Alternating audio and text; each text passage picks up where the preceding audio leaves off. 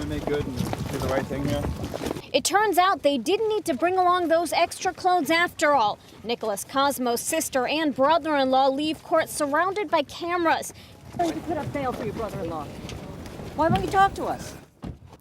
At a bail hearing Thursday, a federal judge said he does intend to grant Cosmo bail. But first, it's up to the prosecution and defense to come up with a bail package. That could include 24-hour surveillance, as is the case of Bernard Madoff. Prosecutors say regardless of Cosmo making bail, that doesn't shake their case.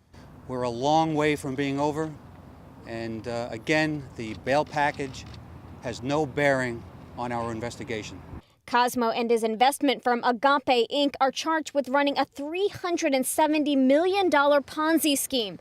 Postal inspectors say the evidence is mounting and the number of victims growing. Originally estimated to be around 1,500, now officials expect it to be in the thousands. Some were even members of the U.S. Marines. It was my entire life savings. You know, I wanted to buy a house this year.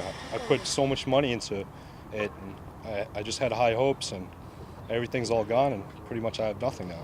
Devin Thomas and Frank Ingrao both served in Iraq. Much of their unit had money invested with Cosmo, money they may not get back. There's a lot of Marines that are deployed, that have invested into this company, and at this point they don't know what's going on.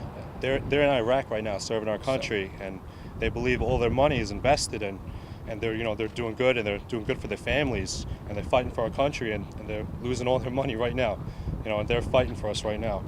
Regardless of making bail, Cosmo will have his day in court, where he faces up to 20 years in jail and $1 million in fines. In Long Island, New York, Bonnie Ghosh, The Associated Press.